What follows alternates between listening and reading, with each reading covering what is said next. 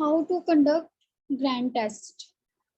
सबसे पहले हमने वही साम वगैरह जो हमारी ग्रेडिंग है वो सारी चीजें करेंगे। सेकंड पे पहले उनके बारे में पूछेंगे, फिर अपने बारे में बताएंगे। ठीक है, ask then introduce yourself. Third में हमारे पास चीज आ जाती है, हमने उनसे क्वेश्चनिंग स्टार्ट कर देनी है। ओके, हम स्टार्ट कर देंगे प्रॉपर इंटरव्यू। कितना टाइम हो चुका है, ठीक है, उनसे पहले पूछेंगे आपको यहाँ पे कितना टाइम हो चुका है। फिर उसके बाद कैसा रहा एक्सपीरियंस। ठीक है, पहले कितना टाइम हो चुका है आपको फॉरएवर से कनेक्ट हुए। सेकंड चीज हमारे पास आ जाएगी, आपको आपका यहाँ पे एक्सपीरियंस कैसा रहा है अब तक, जितने भी उनको 5 डेज हुए हैं, 2 डेज 6 डेज हुए हैं, वो हम उनसे पूछ लेंगे।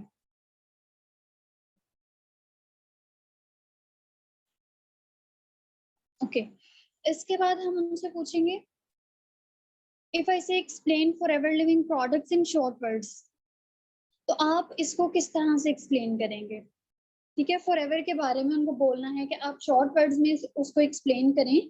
ठीक है, जितना भी आपको यहाँ पे 5-7 दिन हो चुके हैं, आपने समझा है इस चीज को, तो आप 2 से 3 लाइंस में मेरे साथ इस चीज को एक्सप्लेन कर दें। ठीक है, वो जो चीज भी बोलेंगे 2 से 3 लाइंस में, जिस तरह से भी फॉरएवर को एक्सप्लेन करेंगे, आपने उनको सुनने के बाद अच्छे से अप्रिशिएट करना। ठीक है, 3 चीजें हो गई हमारे पास। फोर्थ वन हमारे पास आ जाता है व्हाट इज P3। P3 पूछना ये बहुत जरूरी है। ठीक है, आपने उनको कहना है कि जस्ट मुझे ये बताएं कि P3 क्या है शॉर्ट वर्ड्स में।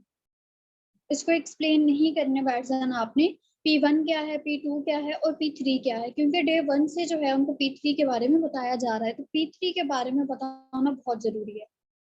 P3 के बाद जो है सेकंड आपने पूछना है 2 क्वेश्चंस अबाउट प्रोफाइल। कोई से भी 2 क्वेश्चंस आप कर लें, चाहे ओनर का नाम पूछ लें, चाहे पूछ लें कब स्टार्ट हुई, इसको कितना टाइम हो चुका है। ठीक है, फॉरएवर की प्रोडक्ट्स किस चीज से बनती हैं, हेडक्वार्टर कहाँ पे है, टोटल ऑफिस कितने हैं ऑल ओवर द वर्ल्ड। ठीक है, इस तरह से कोई से भी 2 क्वेश्चंस आपने करने हैं। नेक्स्ट हमारे पास आ जाएगा प्रोडक्ट्स के रिलेटेड। ठीक है, प्रोडक्ट से रिलेटेड हमने 2 क्वेश्चंस करने हैं। पहला, फॉरएवर की वो प्रोडक्ट्स इनको नोबेल प्राइज मिल चुका है। ठीक है, तो नोबेल प्राइज के बारे में पूछना है। एंड जो फॉरएवर के प्रोडक्ट्स को कुछ सर्टिफिकेट्स मिल चुके हैं, उन सर्टिफिकेट्स का नाम पूछना है। ये 2 चीजें पूछनी है। थर्ड जो है वो ऑप्शनल है।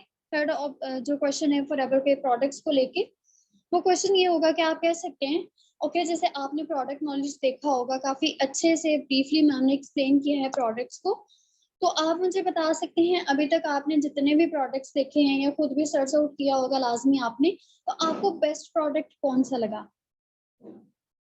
ठीक है, इस तरह से आप उनसे पूछ सकते हैं वहां पे।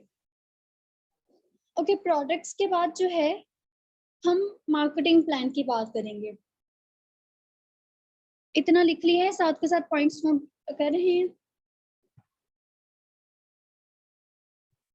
ओके ओके जी, नेक्स्ट क्वेश्चन आएगा व्हाट इज सीसी।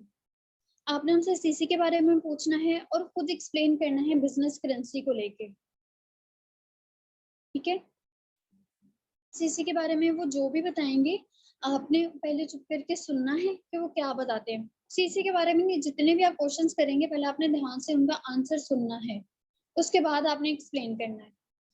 तो सीसी के बारे में वो बोलते हैं कि कॉमन करेंसी है, केस क्रेडिट है, जो भी चीज है। फिर उसके बाद आप बताइएगा कि ये सीसी जो है बिजनेस करेंसी है, कंपनी ने बिजनेस करेंसी क्यों इंट्रोड्यूस करवाई, ये रीजन आपने खुद उनको बताना है।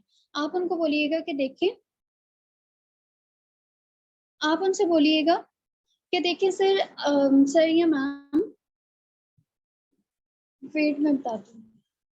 उनसे बोलिएगा ओके सर, देखिए आपको पता है फॉरएवर जो है वो ऑल ओवर द वर्ल्ड अगर हम देखें तो 200 कंट्रीज हैं, और फॉरएवर जो है वो 170 प्लस कंट्रीज में, मतलब आधी से ज्यादा दुनिया में फॉरएवर फैल चुका है। तो हर कंट्री की जो करेंसी है वो डिफरेंट है, तो वैल्यूज को लेके, प्रोडक्ट्स की वैल्यूज को लेके बहुत ज्यादा इश्यूज आ रहे थे। तो कंपनी के जो ऑनर हैं उन्होंने क्या किया, उन्होंने एक बिजनेस करेंसी इंट्रोड्यूस करवा दी, जिसको बोलते हैं कॉमन करेंसी या केस क्रेडिट। और उसके बाद से अब तक कोई भी प्रॉब्लम नहीं आया प्रोडक्ट्स की वैल्यू को लेके। ठीक है, सीसी को इस तरह से आपने खुद भी एक्सप्लेन करना है। इसके बाद आपने उनसे पूछना है कि फॉरएवर में आपने देखा होगा मार्केटिंग प्लान बहुत अच्छे से, और मार्केटिंग प्लान किसी भी कंपनी के बैकबोन है।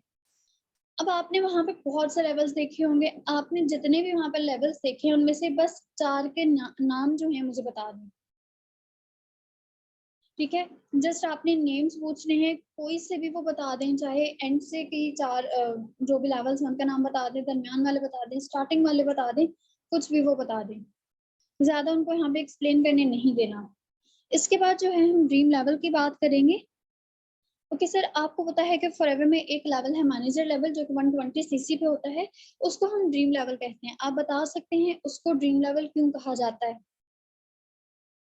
अब यहाँ पे जो भी वो चीज बताएंगे, मे बी वो इंसेंटिव्स के बारे में ना बताएं, मे बी वो बता दें। ठीक है, तो आपने खुद भी इंसेंटिव्स को एक्सप्लेन करना है। फिर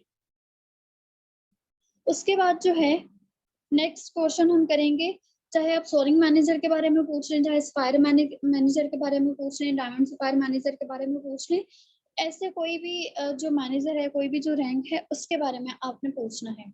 ठीक है, आप उनसे पूछिएगा ओके आपको पता है सोरिंग मैनेजर, आपने मार्केटिंग प्लान में देखा होगा, तो सोरिंग मैनेजर जो है किस तरह से बना जाता है, उसकी क्या क्वालिफिकेशन है, क्या रिक्वायरमेंट्स है उसकी, और उसकी इनकम कितनी है उस लेवल पे।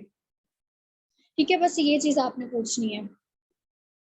इतना मार्केटिंग प्लान हो गया।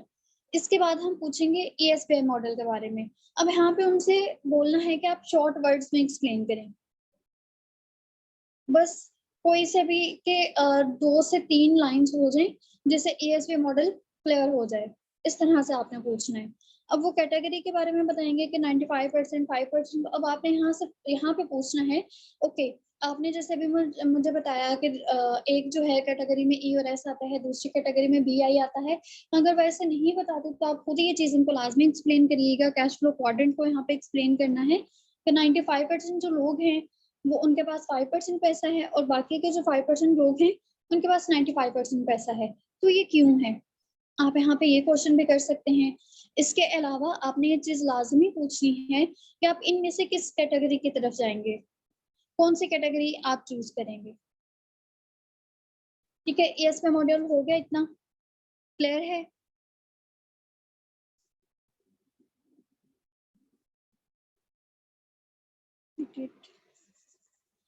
ओके, क्लियर है। प्रोडक्ट से रिलेटेड,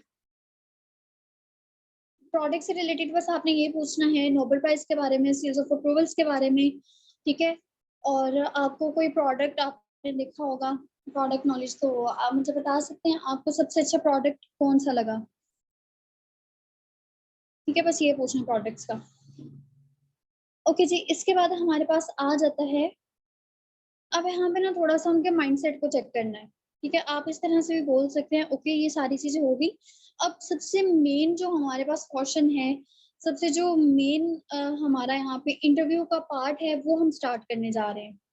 पहले थोड़ी सी इस तरह से हाइप क्रिएट कर दीजिएगा जो कि है माइंडसेट के रिलेटेड। ठीक है, उनसे बोलिएगा कि माइंडसेट क्लियर होना, माइंडसेट को चेक करना बहुत जरूरी है। और आपने यहाँ पे बैंगलोर की वीडियोस भी शेयर करनी है, पुष्कर राज ठाकुर सर की फर्स्ट 10 वीडियोस लाजमी। ठीक है, वो माइंडसेट की ही है। ओके, नेक्स्ट क्वेश्चन अब क्या करेंगे माइंडसेट का, इसमें आपने ये पूछना है ओके, अगर मैं आपसे पूछूं कि क्या इंपॉर्टेंस है फॉरएवर की, इस प्लेटफॉर्म की आपकी लाइफ में, कि अगर लेट्स सपोज कोई भी रीजन हो जाता है, कोई भी प्रॉब्लम है, आप इस चीज को कंटिन्यू नहीं कर पाते, आपके पास ऑप्शन आ रहा है कि आप यहाँ से क्विट कर सकते हैं या आपको कर देना चाहिए, तो आप क्या करेंगे? आप वाकई में इस प्लेटफॉर्म को छोड़ देंगे, या फिर आप कोशिश करेंगे कि किसी तरह इस चीज को कंटिन्यू रखें? ये पॉइंट क्लियर हुआ? मैं एक दफा फिर से बोल देती हूँ, आप शॉर्टकट्स में इस चीज को लिख लीजिएगा। यहाँ पे आपने प्लेटफॉर्म के इम्पोर्टेंस के बारे में पूछना है। ओके मैम, अगर मैं आपसे इस प्लेटफॉर्म की इम्पोर्टेंस के बारे में पूछूं कि क्या इम्पोर्टेंस है इस प्लेटफॉर्म की आपकी लाइफ में, कोई भी प्रॉब्लम हो जाता है, किसी भी वजह से अगर आपको छोड़ना पड़ता है, ये चीज आपके पास एक ऑप्शन आ रहा है कि हाँ आप यहाँ से क्विट भी कर सकते हैं और कोशिश करके इस चीज को कंटिन्यू भी कर सकते हैं, तो आप क्या चीज करेंगे? आप इसको क्विट कर देंगे या फिर कंटिन्यू करेंगे? ठीक है, ये क्वेश्चन यहाँ पे करना है। ओके, इसके बाद जो है, अच्छा यहाँ पे ना आप अपना भी थोड़ा सा बता सकते हैं कि आपको थोड़ी सी प्रॉब्लम्स आएंगे घर वालों की साइड से इस क्वेश्चन के आंसर के बाद, लेकिन मैंने भी इसी तरह से, जैसे आप कह रहे हैं कि हाँ कंटिन्यू करेंगे, कोशिश करेंगे, तो मैंने भी कोशिश की और अल्हम्दुलिल्लाह आज मैं यहाँ पे हूँ। इस तरह से थोड़ा सा आप रिलेट कर सकते हैं अपने साथ। ओके जी, नेक्स्ट क्वेश्चन हमारे पास आ जाता है स्टडीज को लेके। अगर तो कोई पर्सन स्टूडेंट है, तो आप अगर कोई जॉब भी कर रहा है ना, तो वहां पे भी ये चीज हम यूज कर सकते हैं, क्योंकि वो भी स्टडीज के बाद ही जॉब कर रहा है। तो आप उनसे पूछ लीजिएगा, ओके आज तक स्टडीज की हैं आपने, राइट? जितनी भी आपने स्टडीज की हैं, आपने तकरीबन तकरीबन 5-7 लाख लगाया होगा। अगर हम बहुत एवरेज या लो भी बात करें, इतना अमाउंट आपने लगाया, वो एग्री करेंगे इस चीज से। तो आप उनसे बता सकते हैं अभी तक कितना आपने यहाँ से वापस कमाया है, कुछ कैशबैक मिला आपको? अगर तो वो स्टूडेंट है, वो सीधे सीधे बोलेगा नहीं अभी तक को कुछ भी कैशबैक नहीं मिला, अभी तो मैं स्टूडेंट हूँ। ठीक है, तो ठीक है, आप उससे पूछिएगा, ठीक है आपकी डिग्री कंप्लीट हो जाएगी, आपका ग्रेजुएशन मास्टर्स हो जाएगा कंप्लीट, उसके बाद आप क्या करेंगे? जॉब करेंगे, राइट? तो आपको क्या लगता है कितने परसेंट चांसेस हैं जॉब के? आपको कब जॉब मिलेगी, कैसी जॉब मिलेगी? आपने अपने सीनियर्स को देखा होगा, अगर किसी पर्सन को नहीं समझ आ रहा है यहाँ पे क्या बोले, नोवस को के मुझे अभी आइडिया नहीं है, तो आप उनसे ये चीज बोलिएगा। ओके, आपने अपने सीनियर्स को देखा होगा। एक सेकेंड वेट।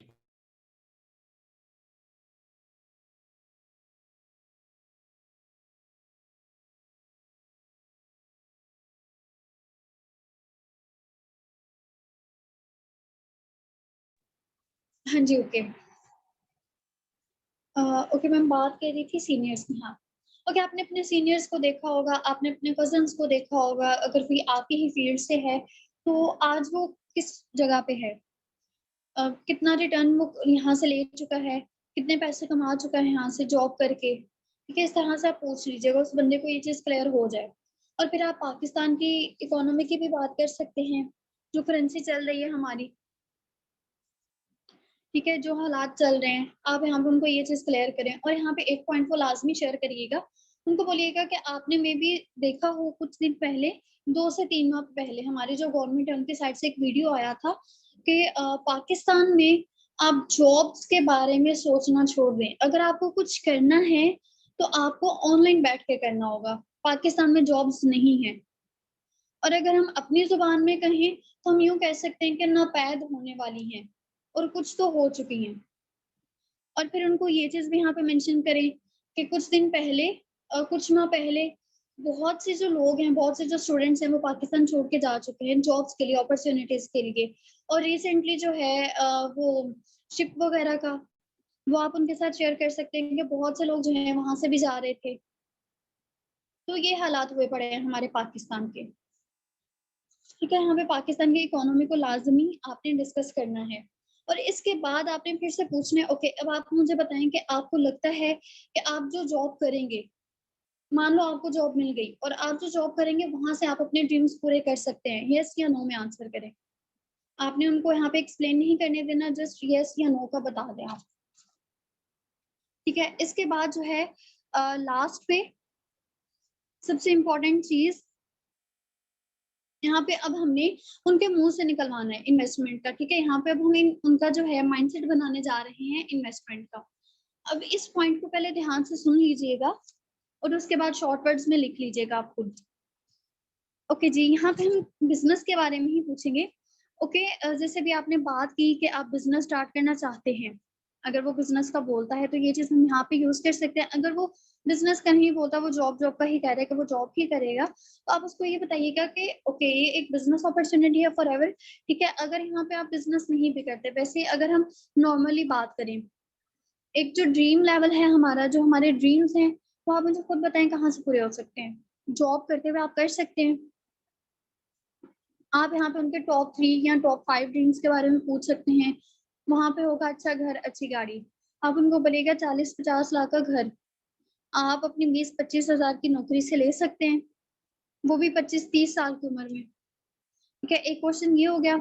दूसरा जो है मेन हमारा अब स्टार्ट होता है, ये हम तब करेंगे अगर उसका बिजनेस का माइंडसेट नहीं है। अब उसका थोड़ा सा माइंडसेट बना के अब हम बिजनेस के बारे में बात करेंगे कि बिजनेस को स्टार्ट कैसे करना है। अगर हम उससे बात करेंगे कि देखें, अगर कोई पर्सन यहाँ पे ट्रेडिशनली जो है बिजनेस स्टार्ट करता है, फॉर एग्जांपल मैं यहाँ पे अपना बिजनेस स्टार्ट कर रही हूँ ऑफलाइन, ठीक है, ट्रेडिशनल बिजनेस, तो उसके लिए सबसे पहले क्या चाहिए, मुझे कैपिटल चाहिए। ठीक है, मेरे पास एक यूनिक आइडिया होना चाहिए। अगर हम बात करें तो आजकल मार्केट में हर एक चीज है, कुछ भी ऐसा नहीं है जो मार्केट में ना हो। तो अगर मुझे अपना एक नाम बनाना है मार्केट में, तो मुझे बहुत एक यूनिक आइडिया की जरूरत है। सबसे पहले एक यूनिक आइडिया चाहिए, कैपिटल चाहिए। कैपिटल अब नहीं पता, पैसे चाहिए होंगे बहुत ज्यादा। ठीक है, उसके अलावा जैसे कंपनी स्टार्ट करते हैं तो लैंड चाहिए, जमीन का टुकड़ा चाहिए होगा जहाँ पे हम बिल्डिंग बनाएंगे, फिर वहां पे एम्प्लॉयज चाहिए होंगे, ये सारी चीजें चाहिए होंगी, वहां पे बहुत पैसा लग जाएगा। एक ये पॉइंट आ गया। अब दूसरा बेसिक, यहाँ से जब हमने बिजनेस को स्टार्ट करने, देखिए जब हम बिजनेस को स्टार्ट करेंगे ना, मैं जैसे बिजनेस को स्टार्ट करती हूँ तो मैं बिल्कुल एक इतने छोटे से एरिया से स्टार्ट करती हूँ। तो छोटे से एरिया से भी एक अच्छा बिजनेस स्टार्ट करने के लिए मुझे तकरीबन 5 से 7 लाख चाहिए होंगे, राइट। वो एग्री करेंगे इस चीज से कि 5 से 7 लाख चाहिए। अच्छा, अब मुझे अपने छोटे से एरिया से निकल के मुझे अपनी पूरी सिटी में इस चीज को एक्सपैंड करना है। तो अब आप बताएं, पूरी सिटी में एक्सपैंड करने के लिए कितने पैसे चाहिए होंगे। ठीक है, 10 से 15 लाख, 15 लाख तक हम यहाँ पे आ गए। ओके, अब यहाँ पे हम पूरी सिटी की बात करें, मार्केट बड़ी आ गई, कंपटीशन पहले से भी ज्यादा बड़ा है। अब यहाँ पे मजीद हमें एडवांस चलने की जरूरत है, अपनी सर्विसेज को अपडेट करने की जरूरत है। ठीक है, अब यहाँ पे टाइम भी लगेगा, ऐसा तो है नहीं 1 साल में हो जाए। 1 साल में तो मे बी मैं जो अपना एक छोटे एरिया में ये चीज स्टार्ट कर रही हूँ, ठीक है, वहां पे ही थोड़ा सा ही एक्सपेंड कर सकूंगी। अच्छा, इसके सिटी के बाद जो है हम बात कर लेंगे सूबे की, ठीक है, प्रोविंस की। ओके, मैं जैसे पंजाब से हूँ, तो मैं अपने पूरे जो इलाका है, पूरा जो मेरा प्रोविंस है, सूबा है, वहां पे इस चीज को एक्सपेंड करना चाह रही हूँ। तो पंजाब में एक्सपेंड करने में कितना टाइम लगेगा और कितने पैसे लगेंगे, टाइम भी वो खुद बताएगा। वो टाइम यहाँ पे 5 साल भी बता सकता है, और यहाँ पे पैसे भी वो खुद बताएंगे। ठीक है, तो 50 लाख तक आप लेके चलिएगा इस चीज को यहाँ पे। और इसके बाद जो है हम बात करेंगे नेशनल लेवल पे। अब हम इस चीज को नेशनल लेवल पे लेके जाना चाह रहे हैं। मैं अपना बिजनेस जो है नेशनल लेवल पे एक्सपेंड करूंगी, अपनी सर्विसेज वहां पे प्रोवाइड करूंगी। तो वहां पे कितना टाइम और कितना पैसा लगेगा, ऑब्वियसली वहां पे 1 करोड़ तक वो लेके जाएंगे। ठीक है, अगर इससे ज्यादा भी लेके जाते हैं तो आपने इतना ही फिगर रखना है जितना मैं बता रही हूँ। आप उनसे बोलिएगा 80 लाख से 1 करोड़ तक नॉर्मल ये चीज चली जाएगी। और अब मार्केट बड़ी आ गई, फिर से वही बात, कंपटीशन मजीद बढ़ गया है हमारा। अब यहाँ पे मजीद हमें मेहनत की जरूरत है, हमें मजीद जो चीजें हैं उनको एडवांस लेके चलना है। अब यहाँ पे मजीद आइडियाज की नीड है। अब वो एक दिमाग तो बैठ के सोच नहीं सकता, उसके लिए भी प्रॉपर एक टीम चलेगी, वहां पे भी अलग से पैसे लगेंगे। ठीक है, अब यहाँ पे हमें मे भी 10 साल लग जाए, 15 साल लग जाए, नेशनल लेवल पे लेके जाए। और इसके बाद अब हम चाह रहे हैं कि इंटरनेशनल लेवल पे ये चीज लेके जाएं। तो इंटरनेशनल लेवल पे इस चीज को एक्सपेंड करने के लिए आप मुझे खुद बताएं, अगर नेशनल लेवल पे 1 करोड़ लग रहा है और इतनी मेहनत रिक्वायर है, तो इंटरनेशनल लेवल पे अपने ब्रांड का नाम बनाने के लिए कितनी अमाउंट रिक्वायर होगी। करोड़ों में वो बात करेंगे, और समटाइम्स तो जैसे मैं ये चीज पूछती हूँ ना, तो मुझे आंसर आता है अरबों में भी। ठीक है, तो आपने उनको 10 करोड़ तक लेके जाना है, इतना नॉर्मल लगेगा। और टाइम ऑब्वियसली 20 साल लग जाएंगे, 25 साल लग जाएंगे, मे भी 15 साल लग जाएं। ठीक है, अब यहाँ पे आपने उनको एक ट्रेडिशनल बिजनेस का बता दिया, ट्रेडिशनल बिजनेस में ये सारी चीजें आएंगी। अब अगर हम बात करें फॉरएवर की, तो फॉरएवर में क्या चीज होती है, जैसे आपको पता है कि ये एक इंटरनेशनल ब्रांड है, ठीक है। फॉरएवर में हम क्या चीज करते तो हम भी यहाँ पे बिजनेस एंड बिजनेस के लिए आपको पता है इन्वेस्टमेंट चाहिए होती है, बट यहाँ पे हम इन्वेस्टमेंट नहीं करेंगे। यहाँ पे नेटवर्क मार्केटिंग में क्या चीज होती है, एंटरप्रेन्योरशिप में क्या चीज होती है कि आप किसी एक ऐसी इंडस्ट्री के साथ जुड़ जाते हैं जिसका ऑलरेडी नाम होता है। अब जैसे आपके सामने फॉरएवर की प्रोडक्ट्स को नोबेल प्राइज मिल चुका है, अब मुझे उनके प्रोडक्ट्स पे उनके सर्विसेज का नाम बनाने के लिए, उनके मार्केटिंग करने के लिए यहाँ पे जरूरत नहीं है, यहाँ पे टाइम में नहीं लगाऊंगी क्योंकि ऑलरेडी उनका बहुत नाम है। पूरी मार्केट, पूरी दुनिया की मार्केट उनको जानती है। ठीक है, यहाँ से मेरा ये टाइम सेव हो गया। इसके बाद जो है एक सिस्टम मुझे बनाना पड़ना था, सिस्टम ऑलरेडी बना हुआ है। अब यहाँ पे मुझे करना क्या है, मुझे यहाँ पे स्किल्स चाहिए, एक्सपीरियंस चाहिए, सॉरी स्किल्स चाहिए, स्किल्स नहीं है। एंटरप्रेन्योरशिप का यही फायदा है कि यहाँ पे आपको स्किल्स सिखा दी जाती हैं, तो वो भी मुझे यहाँ से मिल जाएंगी। ठीक है, आपको यहाँ पे सिखाई जाएंगी, अब उसकी भी कोई प्रॉब्लम नहीं। अब मेन हमारे पास पॉइंट है कि हमने इस चीज को स्टार्ट कैसे करना है। तो यहाँ पे जैसे मैंने बताया कि बिजनेस में आपको पैसे लगाने हैं, बट यहाँ पे पैसे नहीं लगाएंगे, इन्वेस्टमेंट नहीं करेंगे। यहाँ पे हमारा एक अलग क्राइटेरिया है जो कि शॉपिंग का क्राइटेरिया। हम यहाँ पे शॉपिंग करते हैं, जो कि स्टूडेंट भी कर सकता है, एक नॉर्मल हाउसवाइफ भी कर सकती है, हर एक पर्सन यहाँ से कर सकता है। ठीक है, ये चीज आपने उनको एक्सप्लेन करनी है। और वैसे भी जब आप वो खुद अपने मुंह से 10 करोड़ की बात कर रहे हैं, तो जब आप हम उनको एक्शन प्लान में बता रहे हैं कि भाई आप 1.5 लाख तक का करेंगे, तो वो एक बहुत छोटी अमाउंट उनको वहां पे लगेगी। ठीक है, उससे पहले उनका इस तरह से माइंडसेट बनाना जरूरी है। इतना पॉइंट आपको क्लियर हो गया, किस तरह से माइंडसेट बनाना है?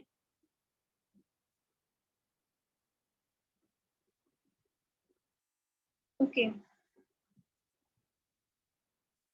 अब यहाँ पे एक और पॉइंट, आप एक्सपीरियंस का भी बताइएगा। अगर एक बंदे के पास पैसा है लेकिन एक्सपीरियंस नहीं है, वो बिजनेस स्टार्ट करता है तो वो फ्लॉप हो जाएगा उसका बिजनेस, क्योंकि एक्सपीरियंस की जरूरत है। ठीक है, लेकिन यहाँ पे हमें एक्सपीरियंस की जरूरत नहीं है। यहाँ पे आने के बाद हमें आहिस्ता आहिस्ता एक्सपीरियंस होता है। यहाँ पे ना एज मैटर करती है, ना आपकी क्वालिफिकेशन मैटर करती है, यहाँ पे आपकी मेहनत मैटर करती है, यहाँ पे आपका नॉलेज मैटर करता है। यहाँ पे आप पर्सनल मेंटोरशिप का भी बता सकते हैं। अब पर्सनल मेंटोरशिप का लाजमी नहीं जो इंटरव्यू ले रहा है वही बताए, जो उस बंदे का अपलाइन है वो पर्सनल मेंटोरशिप के बारे में बताए, बैंक लोन के बारे में वो बताए, जैसे सिलेक्शन। अच्छा, इतनी चीज हो गई, अपने हमने उनका माइंडसेट क्रिएट कर दिया। उसके बाद आपने जो है उनसे लास्ट में पूछ लेना है कोई आपको नेगेटिविटी अभी तक जो आपने फेस की हो, या कोई ऐसी चीज जो अभी हमारी जितनी भी कन्वर्सेशन हुई है आपको वो पॉइंट ना समझ आया हो। ठीक है, उनसे यहाँ से पूछ लीजिएगा। उसके बाद जो है आप उनको बोल दें ओके, अभी जो है जिसका भी पर्सन है उसका नाम लेके बोलिएगा कि वो आपको कुछ देर में आपको इन्फॉर्म कर देंगे सिलेक्शन के बारे में। ठीक है, आपने नंबर सेव करवा लेना है, और उसके बाद अल्लाह हाफिज बोल के तो कॉल रख देना है। अब जो अपलाइन है वो क्या करेगा, अपलाइन कुछ देर के बाद उनको वो सिलेक्शन कार्ड भेजेगा। ठीक है, अच्छा तो ये है कि आप कॉल कर रहे हैं, कॉल नहीं भी कर रहे तो आप वॉइस नोट पे उनको इस चीज के लिए कंग्रेचुलेट करिएगा। और वहां पे आपने जो भी मैं बात करी थी मेंटोरशिप की, आपने वो चीज वहां पे एक्सप्लेन करनी है। ठीक है, मेंटोरशिप और bank on course Pushkar Thakur sir के बारे में आपने पहले ही हमने बता रखा होता है, जब हमने 10-20 वीडियोस भेजनी है स्टार्टिंग में, आपने वहां पे फिर से बता देना है।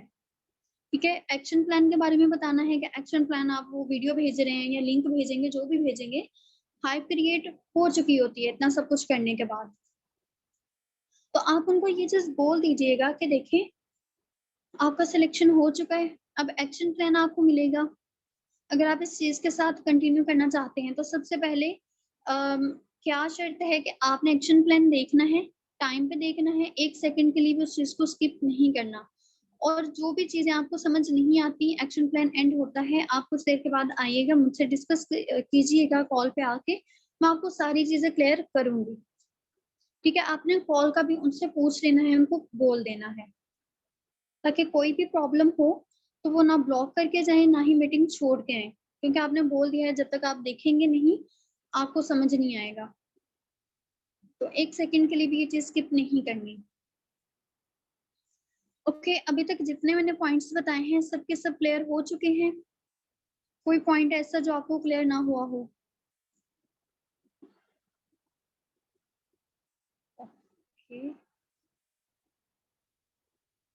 फिर है, चलिए ठीक है। ओके जी, इंटरव्यू में यही कुछ पॉइंट्स थे जो हमने डिस्कस कर लिए हैं।